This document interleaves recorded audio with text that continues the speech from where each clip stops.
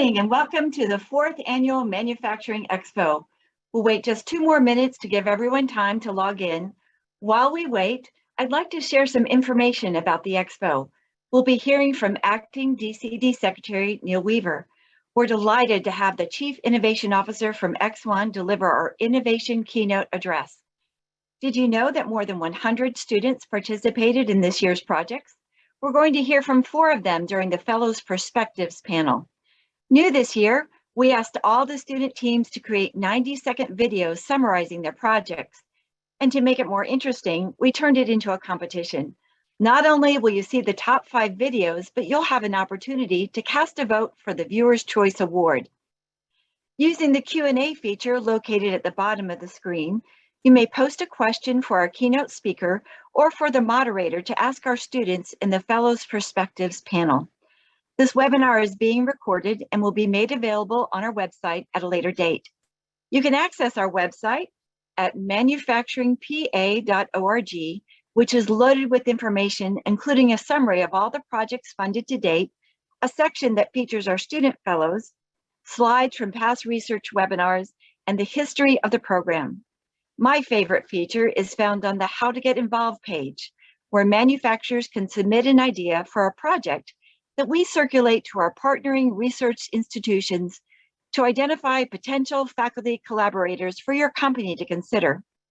While we love the attention you're giving to this program, we encourage you to visit dced.pa.gov to find all the many ways our agency supports businesses and communities to help them thrive. My name is Jennifer Leinbach.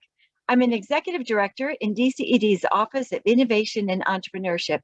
It's my pleasure to oversee the PA Manufacturing Innovation Program, and it's my honor to introduce the leader of Pennsylvania's Department of Community and Economic Development, Acting Secretary Neil Weaver.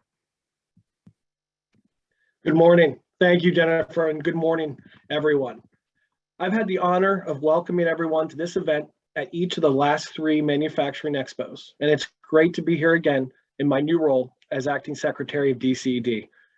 This is an exciting event because we talk a lot about manufacturing being the backbone of Pennsylvania's economy.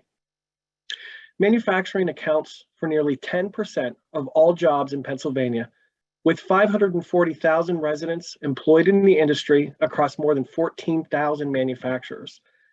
And that adds up to a total output of more than $92 billion into our economy. It's one of our largest industry sectors. But here's the most important point. Our strength in the manufacturing sector is only going to continue if we are also developing the next generation of manufacturing technologies. So our goal isn't to be just a national leader in making things. It's also the leader in innovation that enables even greater growth of the manufacturing sector. The industry and academia understand the importance of that innovation, and Governor Wolf does as well. That's why he created the Manufacturing Pennsylvania Innovation Program under the Manufacturing PA initiative he created just a few years ago. It's a collaboration between our colleges and universities, industrial resource centers, DCED, and DCED that provides funding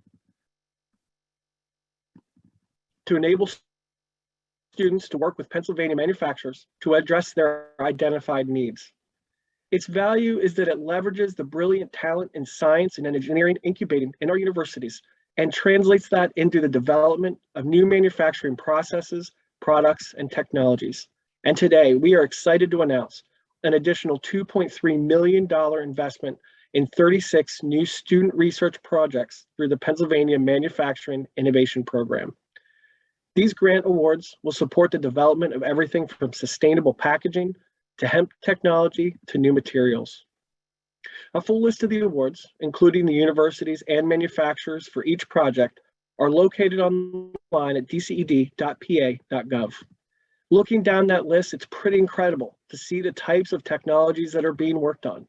And I admit, I personally don't know what an interlayer fusion is or what it means, but I'm glad that it's being worked on here in Pennsylvania. What I do know is that all the 36 projects being worked on are new developments that the best and brightest Pennsylvanians are creating in close partnerships with our manufacturers, and that's so exciting. Manufacturing has changed so much over the past 20 years, and 20 years from now, A lot of it will be unfamiliar from what we understand now. It's critical that all of us, public sector, private sector, and academia, all partner together to ensure that we're staying ahead of the times. Competition is fierce, both nationally and globally, but I know that we have the best talent right here in Pennsylvania that will keep our manufacturing sector on top. We have the talent, and through our partners like the Industrial Resource Centers, the Ben Franklin Technology Partners, and of course, our universities and colleges, we have the resources and support infrastructure to keep building that momentum. And quite frankly, the world is recognizing our advanced manufacturing industry. For example, in just the past few months, the Governor's Action Team at DCED has supported projects like Black Buffalo, a manufacturer of 3D construction printers that moved from New Jersey to Monroe County, and Biotechnique, a pharmaceutical manufacturer that relocated from Wisconsin to York, Pennsylvania. The Global Manufacturing and Industrialization Summit, a joint initiative by the United Arab Emirates and the United Nations Industrial Development Organization, recently announced they'll be holding their fall 2022 Global Summit in Pittsburgh. And they chose Pittsburgh because, in their words, it's home to some of the manufacturing sector's most advanced and sustainable innovations in robotics, artificial intelligence, and 3D printing. I personally have so much pride in our advanced manufacturing sector because I know it's a building block of our future economy. And it's a continuation of our Commonwealth's long and storied history in manufacturing, from iron, coal, and lumber production in the 1700s, to weapons and ammunition manufacturing for the Union during the Civil War, to the greatest steel sector of Pittsburgh through the 20th century. We have always been a state of makers. Today, that looks a little different than it did in the past. But Pennsylvanians are pushing the frontiers of the manufacturing sector. That means we're well positioned for the future. We at DCED are proud to support that development through the PA Manufacturing Innovation Program. And this expo is a great way to start to learn more about these projects and exciting new opportunities on the horizon. So I want to congratulate each and every one of the students today. Your work is vital, and I hope you take a moment to reflect on that. I also want to thank Jennifer Leinbach, Colleen Mantini, and Ebony Dickey for their organizing this expo and pulling this all together. Thank you so much. Thank you, Neil. At each expo, and today does mark our 4th expo, we invite an industry leader to share how the role of innovation is critical to manufacturing success. We're delighted to have with us Rick Lucas, Chief Technology Officer, X1, a global leader in binder jet 3D printing of metals, sand, and ceramics located in Irwin, PA. If you have a question while Rick is speaking, you may post your question using the Q&A icon at the bottom of the screen. Rick, thanks so much for joining us today.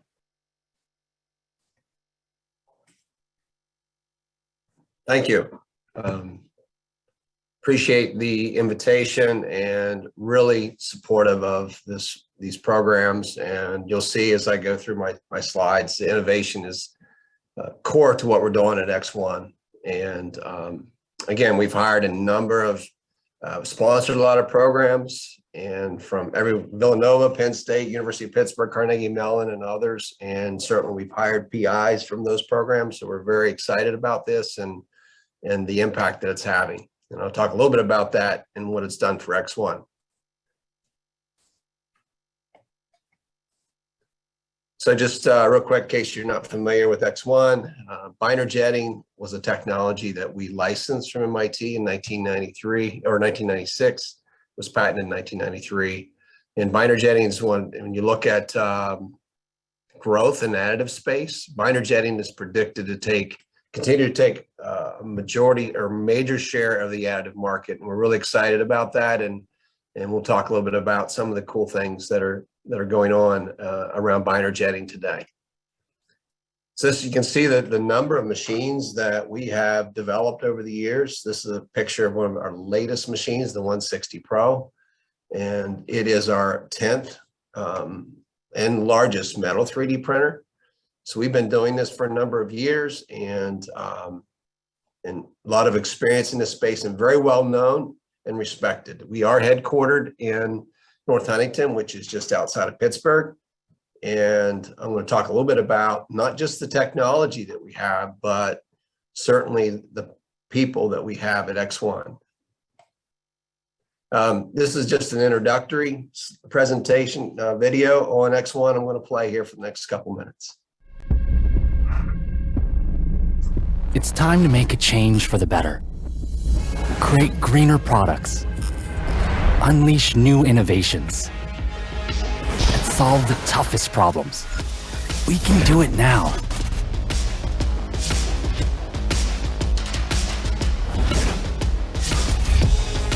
The way we see it, it's not just what we make, it's how we do it and why that makes us who we are. At X1, our green 3D printing technology transforms powder into high-performance, lightweight products that help to decarbonize the world. The vast majority of our materials are recyclable, and our process eliminates tons of toxic waste. Even better, the breakthrough designs our 3D printers produce are up to 40% lighter, while retaining their strength and delivering improved performance. What's more, you can drop our 3D printers anywhere, cut shipping, and make sure you have what you need when you need it. Feel free to scale up. We'll help you achieve any volume, even automotive levels. We're not talking about the future. It's here now. Our customers are transforming their businesses with X1 3D printers available today.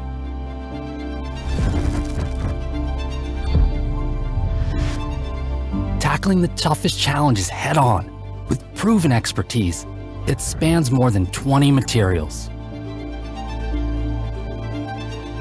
Our team has made it possible to 3D print the strongest, most innovative designs, and now with high-strength aluminum.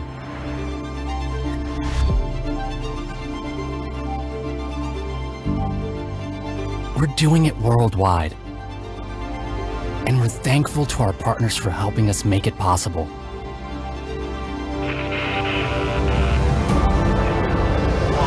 At X1, our mission is simple. It's time to create products that help people and the planet. Let's solve the toughest problems and make it right.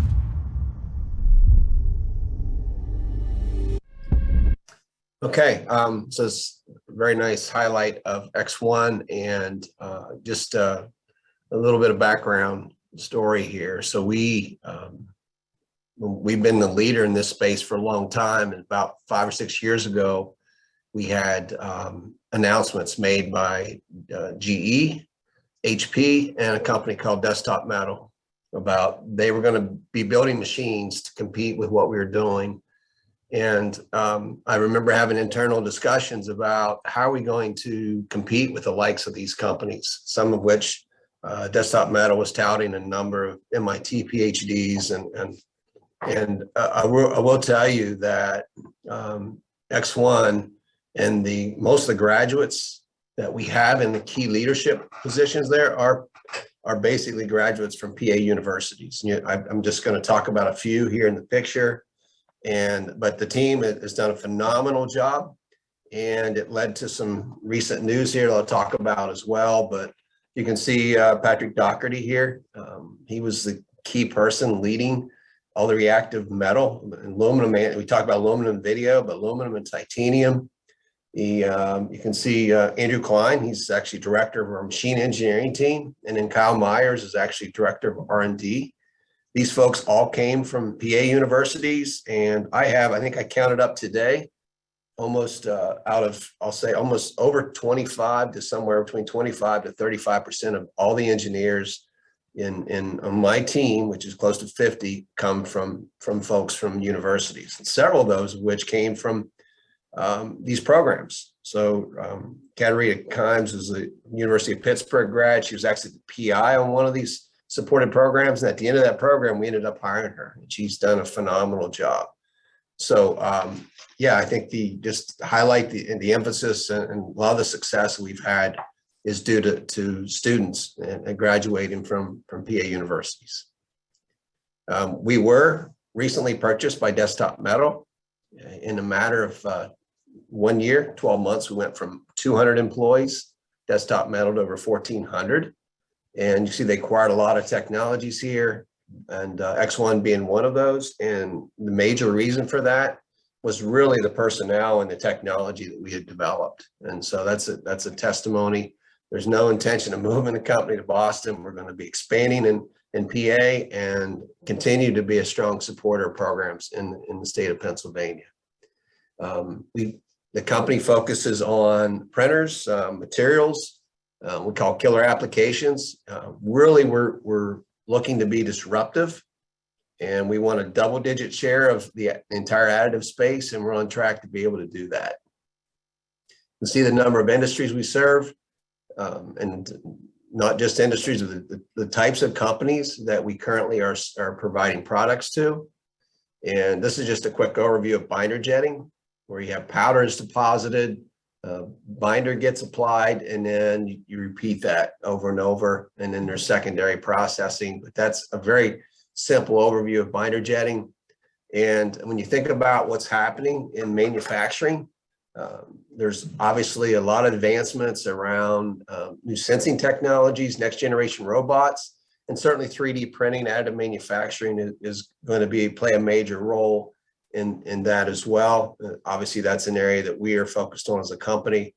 And again, it's going to be the catalyst. That's one of those major things that are going to drive manufacturing in PA. And Pennsylvania is unique in terms of the number of companies that are working in this space, and certainly X1 being, and now X1 Desktop Metal being one of those companies. So these are binder jetting. We're also doing, we've got a 3D plotter printer that we offer. There's a number of polymer and elastomer machines that we do, and I'll talk a little bit more about this robotic arm printer. One highlighted couple projects that we did. This one I really liked because it was a program that was we used University of Pittsburgh and Penn State helped us on this program, where we're looking at trying to generate filters during the pandemic. There was obviously this need for filter technologies and personal protection, and we were looking at a regenerative filter. Spent a lot of time on the details, but you can see some of the work that was done. And certainly University of Pittsburgh was critical. They did a lot of work on this and developing the material, developing the pressure drops we needed, and very sophisticated work. And to me, it was a demonstration of how industry working with academia can generate incredible results and incredible products.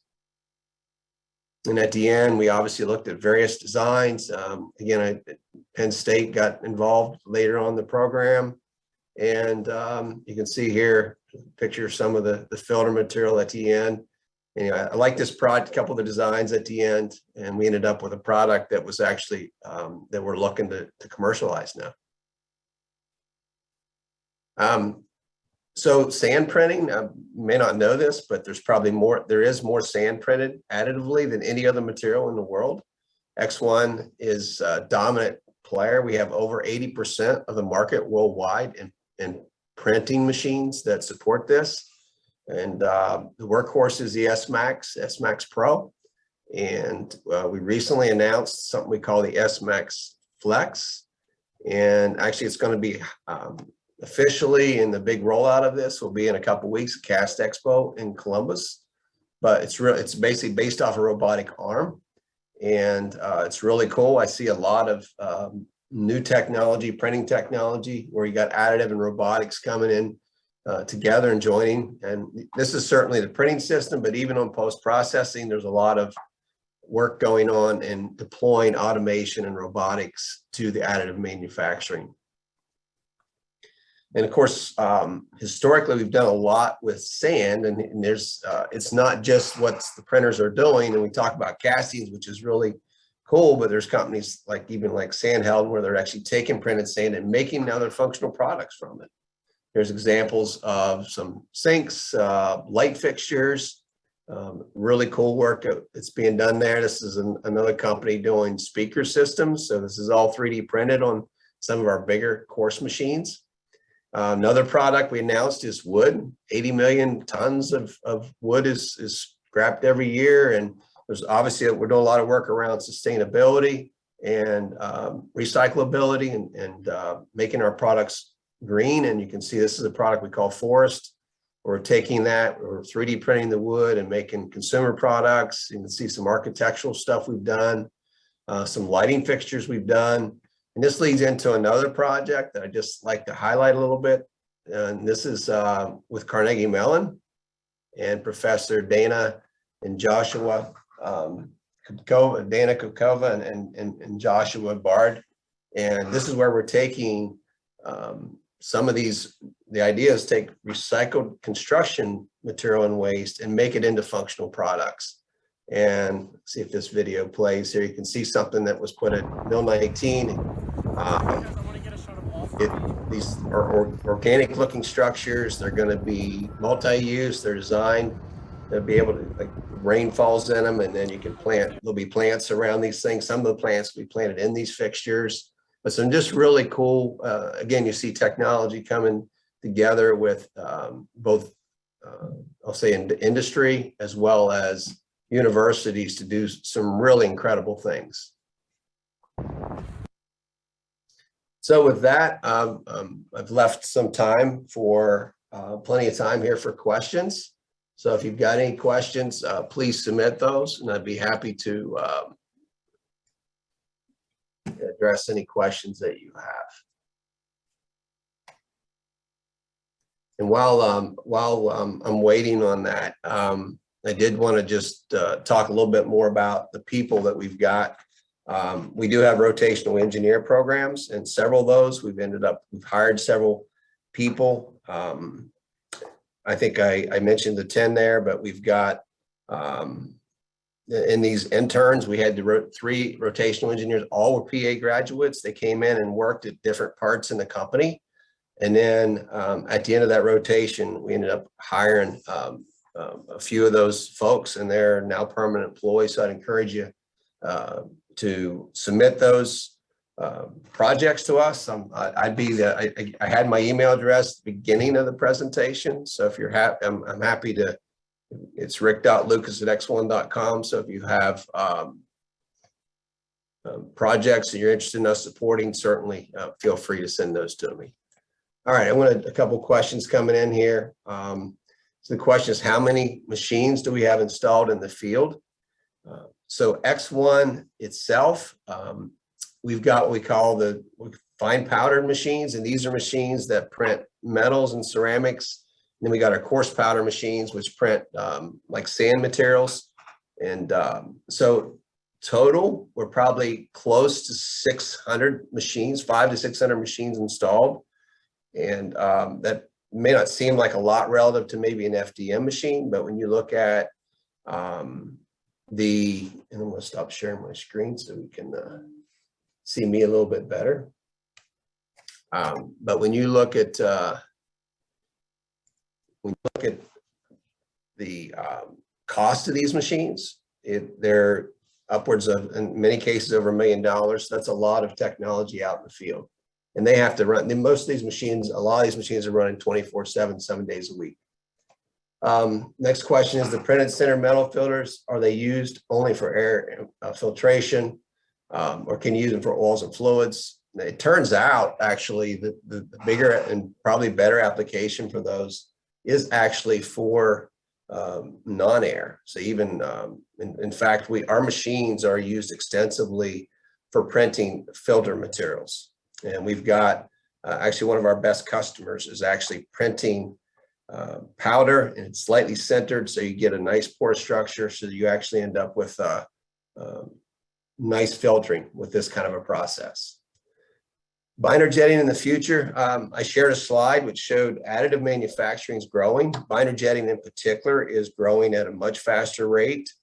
And it's truly, when you think about directly printed parts, binder jetting is the technology that folks like in automotive are really have a strong interest in. And that's really tied to the economics. I didn't talk about how binder jetting is different than laser powder bed fusion, but one of the real advantages is obviously speed. And so there's we're predicting large growth in that area. You'll see it, obviously a lot of work, and there's been announcements around aluminum specific to automotive. And I talked about some of the work we've done and breakthroughs led by Patrick there in the area of aluminum, but certainly we see literally thousands of machines getting deployed in the industry.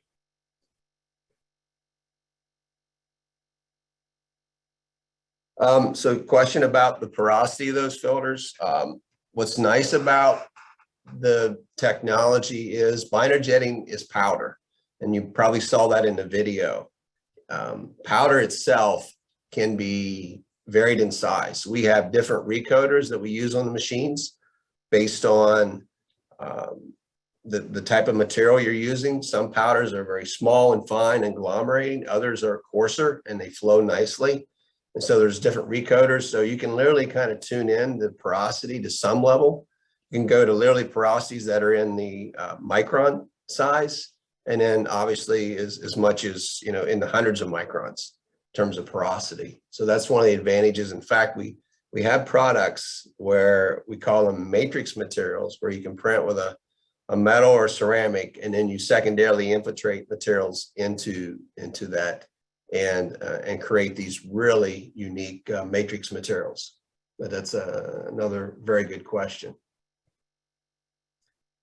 Another questions around the innovation challenges that we see. The challenge you've got with new technologies like additive manufacturing. In fact, I was just up at AMUG and this was talked about one of the manufacturers, is that when you look at CNC or even like conventional powder metallurgy, and automation is obviously, and the need for automation is becoming more and more important in manufacturing industry.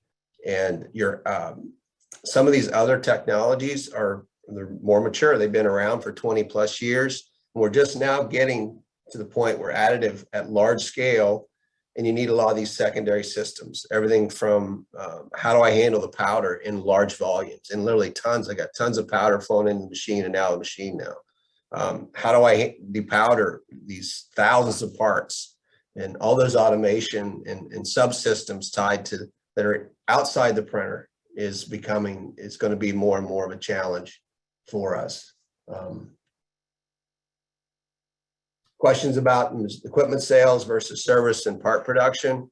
Our primary business is printers, but I didn't talk much about the future markets group that I oversee for Desktop Metal, but that business is really around innovation and research. We have about 50 people dedicated to that area, and our goal is really to develop the innovations for the company in the future. And we do a variety of programs with, I'll say, both commercial R&D programs as well as government R&D programs. And so we very much like to partner with universities as well and go after those projects and jointly work on those together. We really like commercial projects because at the end of that, then you've got a commercial company that's got a real product that you can transition to. But our main business is printers. It's probably on a percent basis. I mean, since we got bought by Desktop Metal, it's still probably above 80%. But there is, we still do make parts, but it's more on the printer side. So the question is, how do you convince manufacturers to use your technology? This has always been a challenge. Familiar with X1's history, we've done our first real huge success on the machine side was around the sand machines and the foundry industry. And if you know anything about foundry industry, it's been diminishing over the years here in the US. And a lot of that's going overseas. And that's unfortunate, but it's more the economic side of that. And so imagine now trying to bring 3D printing into an industry that there's not a lot of investment. There's not a lot of margin in their product and not a lot of investment in new innovation. And we got that deployed through mainly the OEMs, folks like Sikorsky that need a casting for their rotorcraft. And so now they're saying, okay, we need to deploy this technology, and they actually help fund those projects. But eventually now, if you can't really go to a complex casting in the world today and not find 3D printed cores. That's taken years to get deployed, but it certainly has been a total disruption in that market. And now you're seeing folks not only do cores, but also the actual cope and drags, the actual molds themselves. We're seeing 3D printing of even some of the larger molds as well. Question about machines for doing ceramic and metal printing combined. We've gotten this request frequently. There have been a few folks who have built, I'll say, custom machines, but in general, most of our machines are set up to do either just metal or ceramic. There's really nothing preventing you from doing mixes of those materials. Certainly the technology is capable of it, but our standard machines would not do that. That would be something that you'd have to engage like our future markets team to if we want to develop something like that. All right, we probably have time for maybe one more question here. So one more question here is around the size of parts that we can print. And I'll answer it in two parts. The first part is on the sand side, we literally print in cubic feet. So the build boxes on those machines typically are over 2 meters. I talked about the Crumble project with Carnegie Mellon, where we're looking at recycled aggregates or I'll say a variety of materials coming from the construction industry. Those obviously you're looking for large amounts of material and very large structures. And the new S-Max Flex that I showed there can do up to almost 5 meters, so almost 15 feet. And so that's a very large system. When you start talking directly printed parts, so this is like I'm doing maybe a ceramic part or a metal part, those tend to be lower because the processing associated with that, they go through a sintering process. And so you have to, there's shrinkage involved in that. So in that case, generally the largest machine that we do is actually 32 by 20 by 16 or 800 by 500 by 400 millimeters. We don't even expect necessarily parts being printed that big, but that's the largest part we're currently capable of building. Generally, most of the parts are either fall into what we call like similar to metal injection molding, which would be something like less than 10 cubic inches or the size of a tennis ball, or something that's more like an investment casting. So in that case, you're looking at more like a basketball or even maybe even a little bigger than that.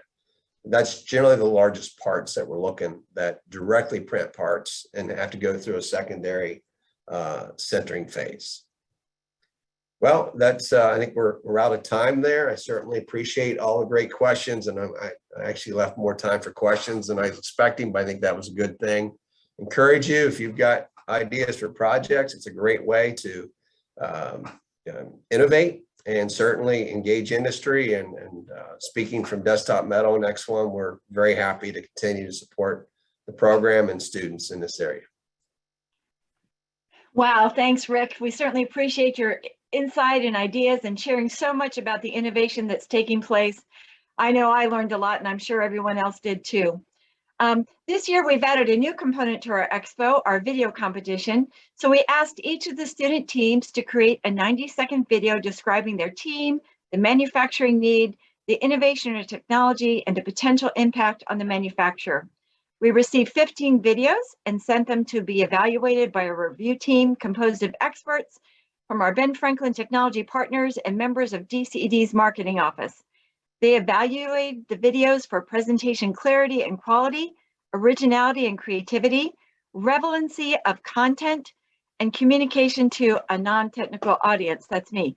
We have their ranking, but we thought it would be fun to show you all the videos and have you select your favorite as a viewer's choice award. So in random order, we're going to show the top 5 videos, and then a screen will pop up so that you may cast your vote for the one you like best. Here we go.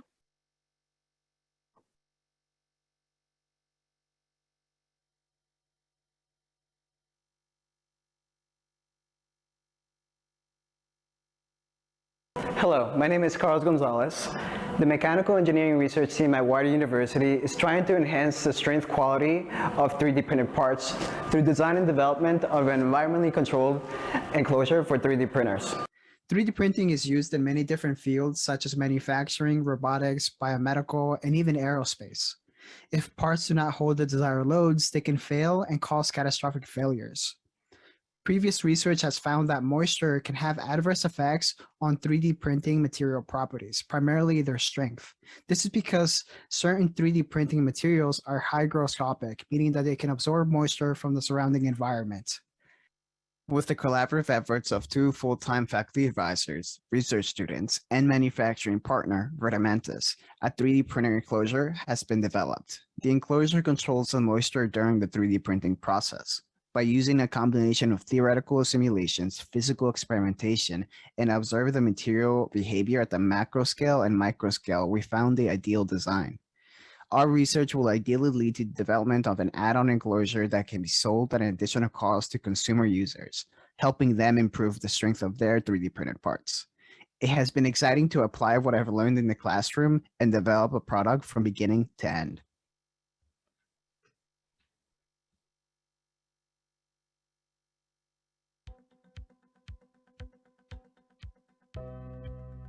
Here at MRG Labs, we are using modular automation in order to improve the repeatability and reproducibility of lab processes.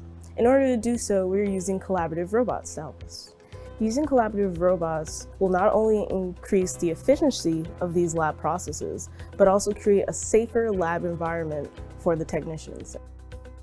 Chemistry and engineering interns here at YCP are working with Dr. Foy, as well as our industry partners, MRG Labs and Airline Hydraulics. The problem is automation, and automation in terms of time and time of individuals in a lab where instead of them performing these tasks that a robot can do, they're off doing the thinking and strategic planning of all of this. This research will represent an important collaboration between your college students, faculty, and our industry partners, leading to new innovation and partnership that we hope to replicate and grow as we continue to evolve as an institution. The things that we can do with this are almost limitless. It's increased capacity for opportunities for our students, our faculty, and our business partners. I'm really excited to see how many more things we can automate with collaborative robots.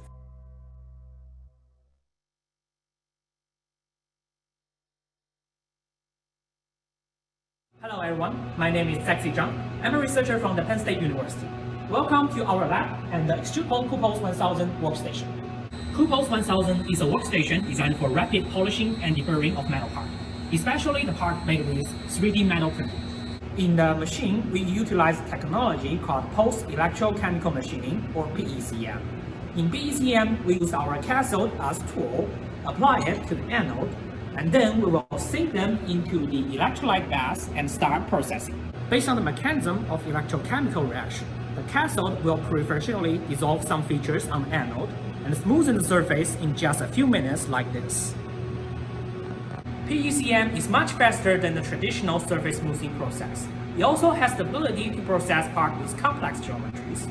However, due to its multi-physics nature, people do not have fully understanding and controlling of all details in PECM. In Penn State, we're designing experiments to monitor multiple parameters in the PECM process with different sensing and visualization systems.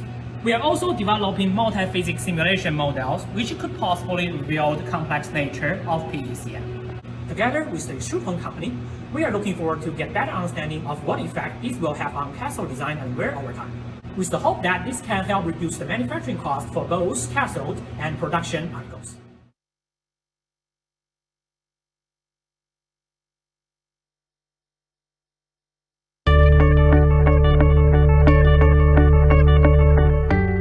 When you think about making steel, you might think of this, a process that involves multiple stages including melting, solidification, and roughing. The challenge is the fact that this process costs a lot of money, takes time, and requires people and research. That's why US Steel and the University of Pittsburgh came together to create a unidirectional solidification simulator capable of recreating industrial conditions in a laboratory scale. This new technique allows for the development of ingots like this one, using different chemical compositions and parameters such as cooling rate, casting speed, and temperatures. The ingots are then analyzed in every level, from microscopic to nanoscopic scales. All this work allows for the development of new products with optimum performance that are then produced in a real industrial setting using the knowledge gained from the research studies. These products can then be used in multiple applications, ranging from construction to bridges and everywhere in between, bringing more development to Pennsylvania and strengthening our manufacturing.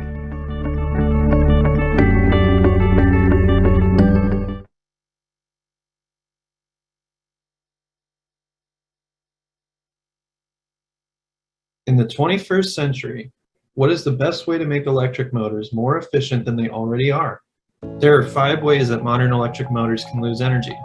They are from windage and friction, core loss, stator loss, rotor loss, and stray load loss. The 2 biggest types of losses are called I2R losses, and they come from stator and rotor loss. So what's the best way to make electric motors more efficient? By reducing I2R losses. To solve this problem, the Nano-Architecture Materials Research Group, headed by Dr. Kofi Adu of Penn State Altoona, is working in close collaboration with the Electric Motor Supply Company of Altoona, Pennsylvania, to create ultra-conductive wires which can help increase the efficiency of electric motors by significantly reducing I2R losses. The Electric Motor Supply Company services electric motors and generators from fractional to 10,000 horsepower. Our processing method creates composites of carbon nanotubes and metals like aluminum or copper, composites that have higher conductivities than the metals alone. Here's our inductive melting step in action. I'm most excited about this research's applications across all industrial sectors, including automobile, aerospace, electronics, and the railroad industry, as we work to create strong, lightweight wiring with high electrical and thermal conductivity.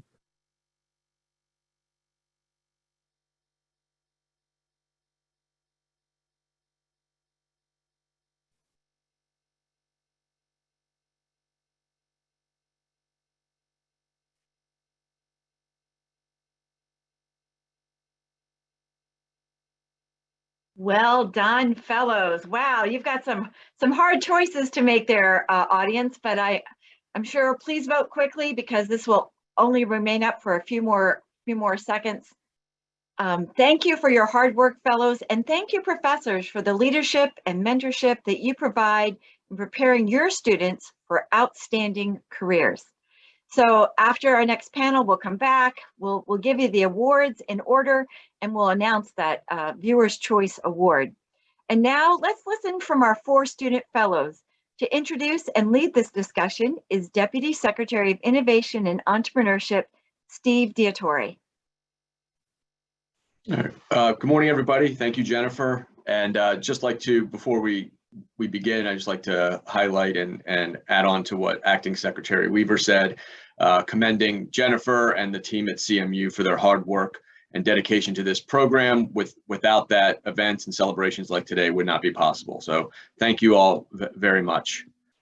So moving on to the student section of the program, I'd like to introduce our 4 students, and you can go on camera as well. So we have Lindsay Paradise from Penn State Du Bois, Keaton Bailey from Penn State Behrend, Brennan Coleman from Drexel, and Lucia Gargano from Thomas Jefferson University. So thank you all for participating today. It's nice to be with you. So I'm just going to start off with some questions, and I'll throw out a question and the 4 of you can answer it, and then we'll sort of go in that cycle. So just want to kick things off a little bit and ask you each to, say where you're from, your hometown, and briefly outline the project that you worked on. So, and we can start with Lindsay. Okay. So I'm Lindsay Paradise. I am from Phillipsburg, Pennsylvania. I'm working at Penn State Du Bois right now, and I'm working on powder metal processes. Specifically, we're working with a copper nickel silicon Basically, what we're trying to do is improve the mechanical properties for parts that go into electric vehicles. So yeah, that's what I've been working on. All right, thank you very much. Sort of move around in the screen as I see it. Brennan? Yeah, hi. So I'm Brennan Coleman. I am from Willow Grove, Pennsylvania. I'm currently at Drexel University. Our project is based around research that I work on a new nanofiber fabrication method. And we work with our manufacturer for that device, working to make one-step coatings of bandages and antibacterial nanofibers through our method. Thank you. Lucia? So I'm from Broomall, Pennsylvania, and I am at Jefferson University, where our project is hemp reinforced bioplastics. So we have been taking composites made out of polylactic acid or PLA and hemp microparticles and testing them to characterize them for manufacturing applications, specifically 3D printing and injection molding applications. Thank you. And last but not least, Keaton? I'm Keaton. I'm from McKees Rocks. It's a small city on the western edge of Pittsburgh. I'm currently at Penn State Barron, the Erie campus. The goal of our project is to implement Industry 3.0 and 4.0 techniques into the injection molding industry, namely statistical process control and kernel principal component analysis. All right, great. Thank you. And so want to highlight that all four of you are from Pennsylvania and at Pennsylvania University. So that's always good to see, keeping the talent in the state. So just moving along, how did you become part of your research project? What was the process to get you into what you're working on? And we'll go reverse order. Keaton. Yeah, so fortunately enough, when I was trying to accomplish my math minor, there was a message put out from the plastics department asking for any sort of engineers that knew Python. Fortunately, I happen to know Python, so my mathematics professor got in touch with my current boss, Dr. Gomini Mendes, and some hands were shook and I was able to apply for a job. All right, great. Lucia? When I was a senior in high school and I was looking at different universities to apply to, I was meeting with deans of schools. And when I met Dean Kander at Jefferson, he told me about their hemp bioplastic project and said that they already had a high school student on the project. And then I was able to start then, actually. So you've been doing this since high school? Since my senior year of high school, yes. Okay, all right, great. Brendan? Yeah, so I joined the Natural Materials and Polymer Processing Lab at Drexel under Dr. Caroline Schauer during the end of my freshman year in college and undergrad. I was put right on this project using this device, and I've really worked on developing it for the last 3 or 4 years. We recently put out a paper, and then during that time, we kind of had this idea for a way to enhance our process, something that's not capable through other nanofiber techniques that we wanted to try to apply. And so we kind of came up with this idea and moved it forward. Yeah, that's about it. All right, great. And Lindsay? Okay, yeah, so I actually started doing research in powder metal my 3rd year of my undergraduate degree. I'm actually attending Penn State main campus now, pursuing my PhD. So my advisor during my undergraduate degree, Dr. Dowdy Warriova, actually came to me with this project to further pursue research in powder metal. All right, thank you. And I should have mentioned this before we began. If anyone has questions for the students, please feel free to enter them in the Q&A, and at the end of the panel discussion, we'll try to get to as many of them as we can. So moving on to the next question is, how has your participation in this program provided you an opportunity to learn more about your specific interests and the technologies in manufacturing? Clearly, the 4 of you had experience or an interest in it before you got into it, and you had a set of skills and knowledge there. But how has the program expanded on that? And we'll start with Brennan. Yeah, so we've worked with a manufacturer on the device since I joined the project a couple of years ago. So I've gotten to see very closely how our manufacturing process, kind of what needs to be done in order to keep that process running, and then actually to kind of go through the steps of design and experimentation, basically to get our new design implemented, has given me kind of like a more full idea of basically the design side of manufacturing, and what goes into that, the considerations that we need to put in, not just from the research side of it, but from really the more practical side. That's really what we've gotten to do with this specific project, in changing our methods slightly. So getting more of that design side in the manufacturing area. Thank you. Lindsay. Okay. Yeah, so when I was in my undergraduate degree, I knew I really wanted to do research. So that's why I went and I pursued my master's degree and now my PhD. And this project has really helped affirm that I definitely in my career want to do something in research. Beforehand, I wasn't really sure what I wanted to do, if I wanted to go into academia or right into industry work. So now I have a little bit more of a firm grasp on what I want to do. I'd really like to apply this for probably a research and development position in the future. So this has really given me the knowledge to kind of figure out exactly the design process and research. So yeah. All right. Excellent. Lucia.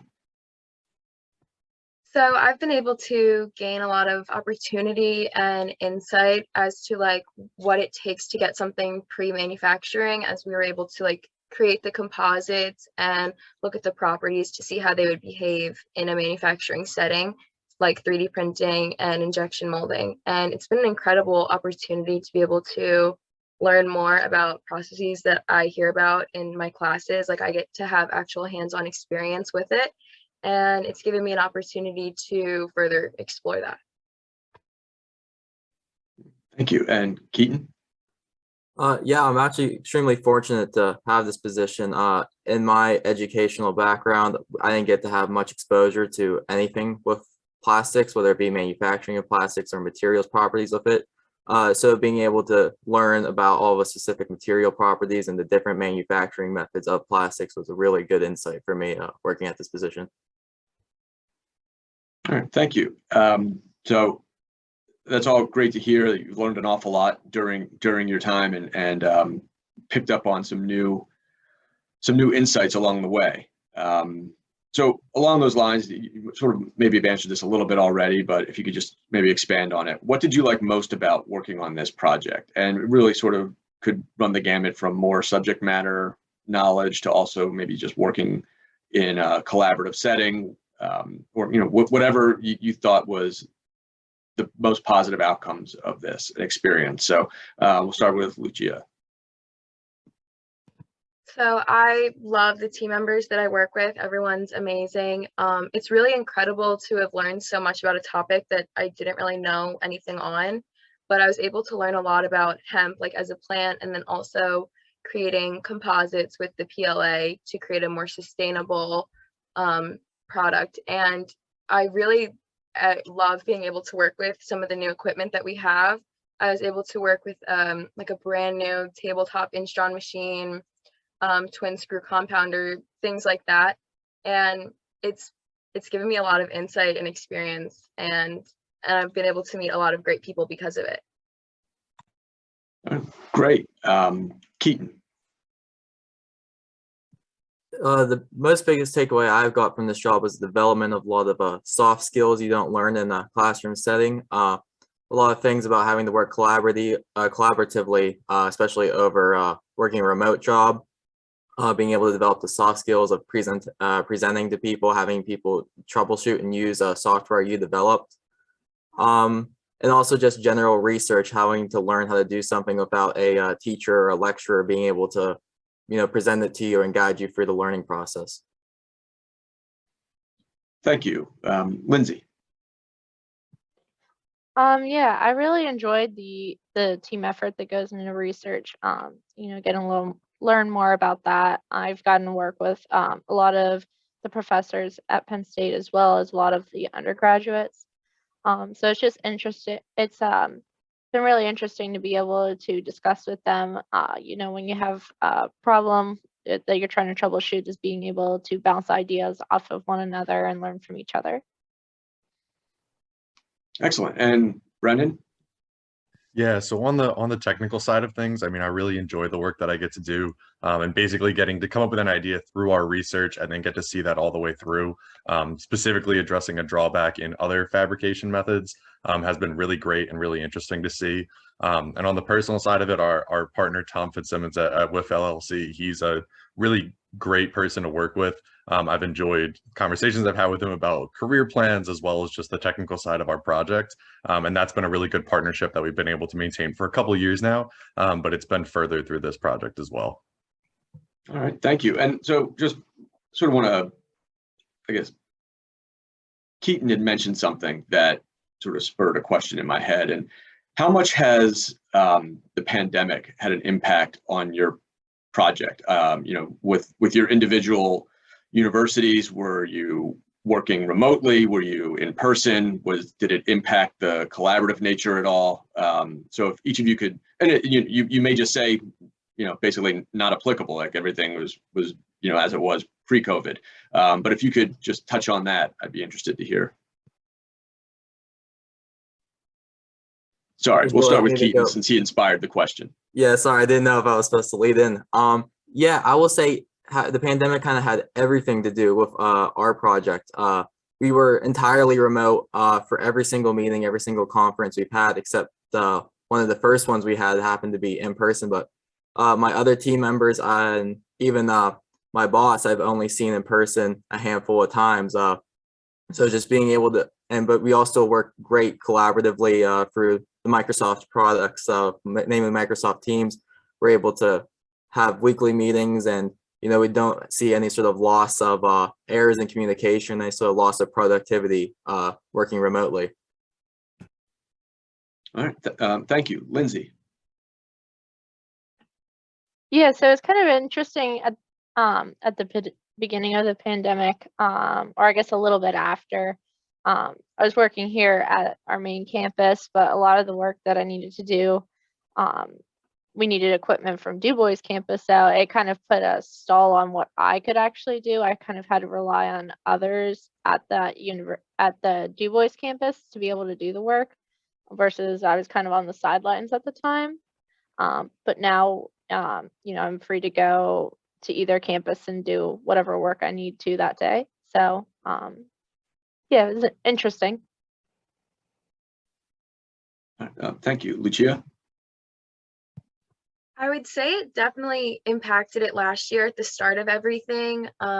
Campus was pretty much empty because my classes were online, but I would show up to work in like the shop or the lab like by myself. And for the collaboration aspect, like I would leave the samples that I made on like a shelf, and then one of my team members, she would get them to do like thermal testing and things like that. So we were still able to collaborate, but it was less face-to-face.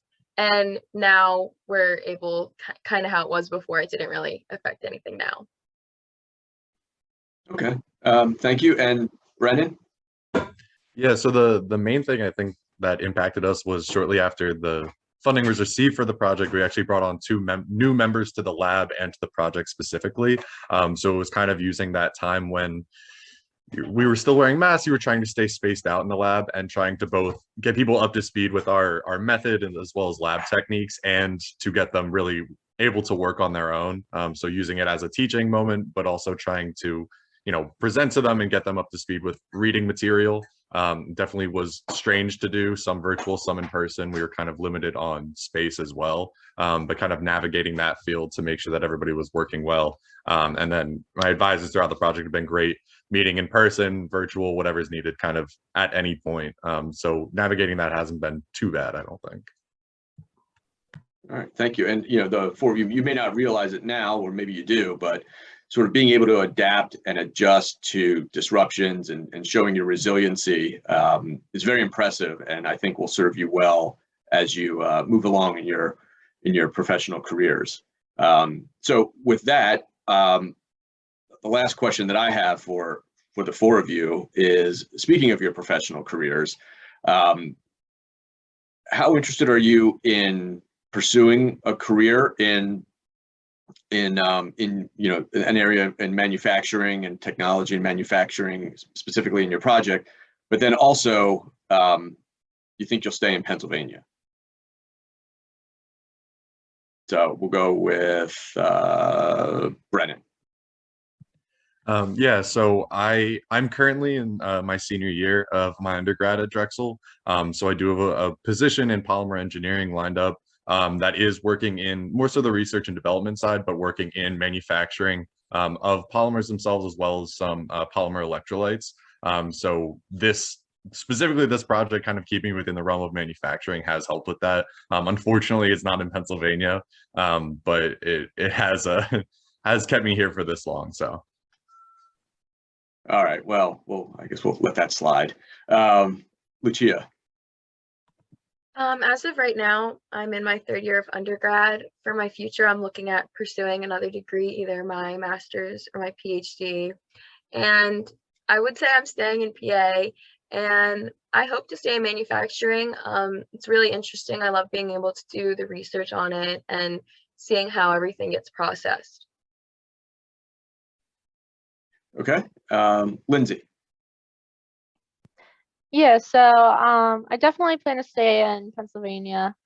Right now, well, I guess I'm pretty sure that I'll end up in one way or another working in manufacturing and innovation, either by pursuing a career in research and development, or something kind of similar to this, where you work for the university, but you collaborate with for manufacturing. So definitely I plan to be in research in one way or another, and I'm sure I'll end up doing some work for manufacturing.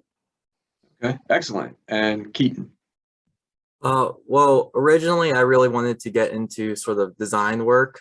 However, I think my opinion's changed. There's a lot of economic opportunities in my region of Pennsylvania in metals manufacturing, whether it be casting or bulk deformation processes. So I'm more likely going to move into manufacturing, even though it wasn't my original intention. I just think the economic opportunities are too clear to deny going into. All right, great. And you're certainly correct. There are a lot of opportunities in Northwest PA for that. So that's all I have. It looks like there is one question. Let me see it. Okay, it's just a thank you. So Jennifer, I think that I have a minute to spare. So I'd like to thank the panelists. It was great to hear from you. It's very encouraging to see the talent that we have in our colleges and universities, and best of luck in the future for all of you. Thank you. Thank you, Thank you so much. Yep. Thank you, Steve, Lucia, Brennan, Lindsay, and Keaton. Wow, you are so impressive. This has been great to hear from our students. I also want to give a big thank you to the manufacturers who partnered with us. We know that the students gained valuable experience. We've heard from you how beneficial it is to have these talented research teams address your needs. We appreciate you so much for the products you make, and as well for the challenging, high-paying jobs you provide that help to keep our communities vibrant. And now for our video competition winners. We will be sending the awards to the winning teams to your professors for distribution. So first up, an honorable mention is Penn State University, Altoona, an electric motor supply. Congratulations, Brockton. Thank you for your great work on this. In third place, we have a tie between University of Pittsburgh with US Steel, Widener University and Verdemantis. Congratulations, Luis, Pedro, Carlos, Dylan, Brandon, and Michael and Andrew. Great job. In second place goes to York College of Pennsylvania and MRG Labs and Airline Hydraulics. Well done. Congratulations, Michaela and Clara. First place goes to Pennsylvania State University. The Viewer's Choice Award goes to Penn State University, Altoona. With electric motor supply, congratulations, Brockton. Well done, everyone. Thank you all for voting in this. As we wrap up today, I want to look ahead to 2023. We are so thrilled that Governor Tom Wolf included $2 million for this program in his proposed budget. If passed by the legislature, we look forward to issuing a call for proposals in the fall. Again, go onto our website, manufacturingpa.org. That's the best way to stay informed, to join our mailing list, to find out how to apply. If you're a manufacturer and you haven't worked with a faculty of university or college before, go to that How to Get Involved page. We have, we'll walk you through, we'll help you get connected to those who have the expertise, who could perhaps help you. Thank you to everyone who helped celebrate today, these contributions of these fine students. Thank you to our industrial resource centers and the university's reviewers who generously spend hours, and I do mean a lot of hours, reviewing and evaluating every proposal we receive, and then for the feedback that you give us to this program. Thank you, Secretary Weaver, Deputy Secretary Diatori, and all my colleagues at DCED. Last but not least, thank you to Tim McNulty, Colleen Mantini, Ebony Dickey for another successful year in managing this program. Goodbye for now. Please join us next year.